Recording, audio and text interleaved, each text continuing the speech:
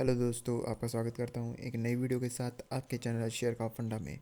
तो हम इसमें बात करने वाले हैं भारत फोर्ज लिमिटेड के बारे में। तो चलिए उसके बारे में डिटेल में डिस्कस करते हैं और उसकी लेटेस्ट न्यूज़ जानते हैं। तो चलिए ले चलता हूँ आपको कंप्यूटर स्क्रीन पर और जानते हैं।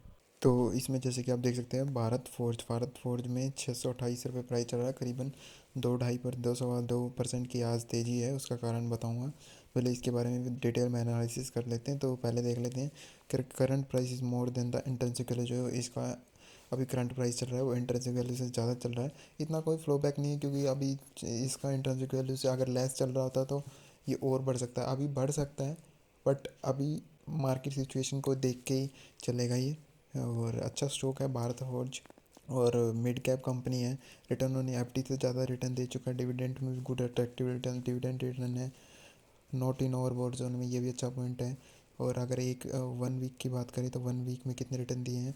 1 वीक में गिरावट में ही है 7%, 7.5%। बहुत ही वॉलीटिलिटी बहुत ज़्यादा होती है स्टॉक में। एक महीने में 15% गिर चुका है।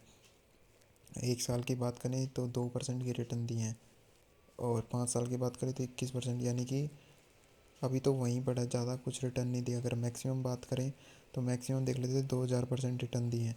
तो वो अच्छा पॉइंट है। अगर लॉन्ग टर्म, ज़्यादा लॉन्ग टर्म में ये अच्छा रिटर्न देगा। और लो देख सकते 4 रुपये भी चलता था कभी ये 2000 के सन में। तो अभी इसमें थोड़ा इससे बेटर है आयरन में, बट अभी ये आयरन और स्टील में थोड़ा कंपटीशन ज़्यादा है, तो इस वजह से थोड़ा रिस्क स्टॉक है ये।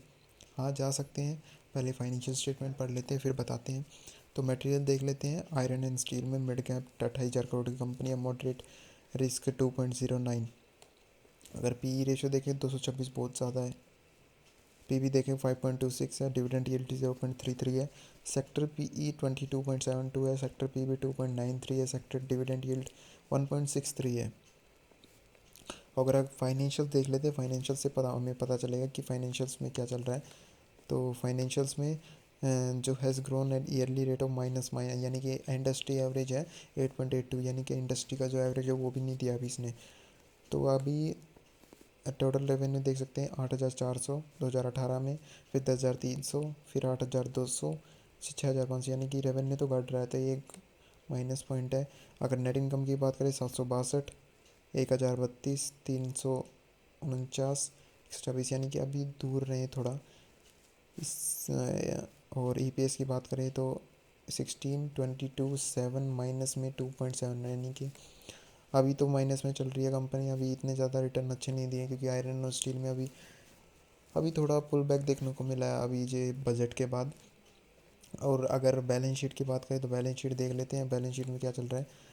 तो बैलेंस शीट में देख सकते हैं करंट एसेट 4,500, 5,500, फिर 5,200, फिर 6,200। यानी कि करंट एसेट्स तो बढ़िया। करंट लाइबिलिटीज़ देख लेते हैं। तो करंट लाइबिलिटीज़ अकाउंट पेबल 1,300, 1,400, फिर 1,000, फिर 1,200। यानी कि अकाउंट पेबल ठीक ठाक है, ज़्यादा कुछ नहीं है। पर लॉन्ग टर्म डेप्थ देख लेते हैं। लॉन्ग टर्म डेप्थ में क्या है।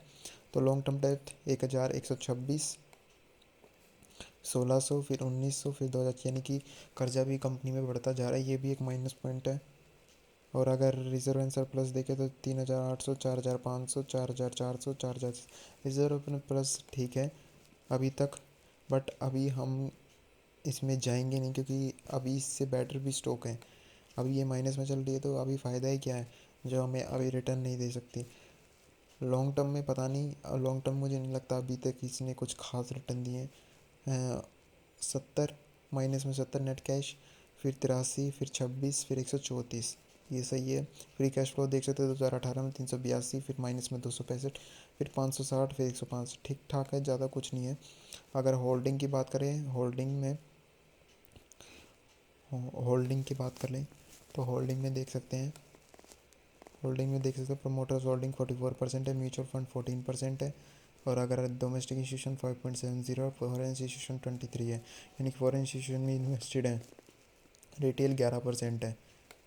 तो अभी देख लेते हैं न्यूज़ क्या आई थी। तो न्यूज़ पे चलते हैं। ऑफिशियली न्यूज़ पे चलते हैं। ऑफिशियली न्यूज़ आई थी कल, तो उसके बारे में देख लेते हैं कि Bharat Forge to B S intimation regarding incorporation, यानी कि इन्होंने अपनी एक सब्सिडरी इनकॉर्पोरेट की है। We wish to Kalyani strategic system Limited, wholly on subsidy. जो सब्सिडी है भारत फोर्ज की कल्याणी कल्याणी ग्रुप के अंडर आता है। ये has incorporated company Sagar Bharat Forge इन्होंने इनकॉर्पोरेट किया है। Sagar Manas technology limited SMTL incorporate किया है। क्यों इनकॉर्पोरेट किया है वो देख लेते हैं। परसेंटेज जॉइंट वेंचर एग्रीमेंट है किसके साथ?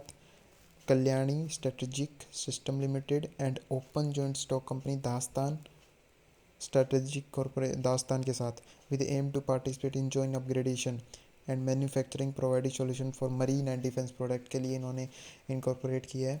और which will be undertaken through SMTL a special purpose vehicle.